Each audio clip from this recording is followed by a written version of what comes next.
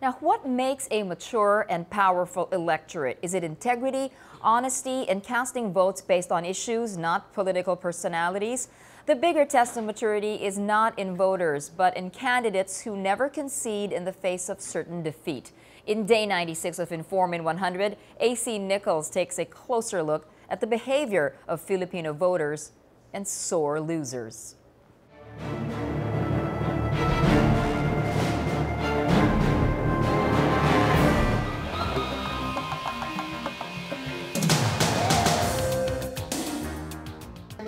Political analyst Prospero de Vera notes the absence of controversial candidates known to champion causes in the upcoming midterm polls. He cites as examples Senators Antonio Trillanes and Alan Peter Cayetano, who went against former President Gloria Macapagal Arroyo but still won in the previous elections. De Vera also points out the absence of issues that will distinguish one candidate from another. Even as we want this campaign to be very issue-oriented, it's difficult to make it very issue-oriented given the unique character of this election. So in the absence of significant issues that will divide or that will differentiate candidates, what comes next would be popularity, the way they project themselves in the media, how their election ads are crafted, and also, of course, branding for individual candidates in terms of how they would want the voter to recognize them and support them.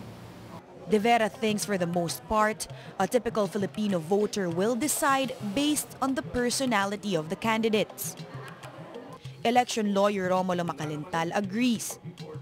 He attributes this to the low maturity level of Filipino voters. For Macalintal, it will not be easy to shift to a mature and issues-based elections. Perhaps the new generation now, na talaga namang computer age, could be better voters in the future. Maaaring mas iba ang orientation nila. And I look forward to that. Siguro maaaring wala na tayo sa mundong ito, ay saka pa lamang mangyayari yun.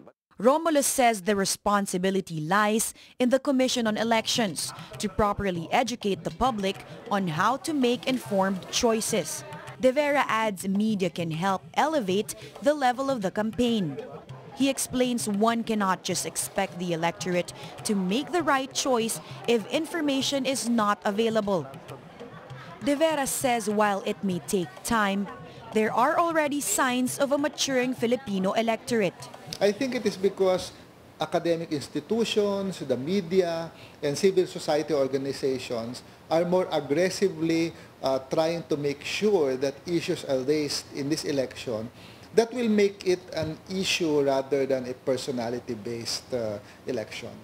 De Vera and Macalintal point to an equally important matter, how the public behave after the elections.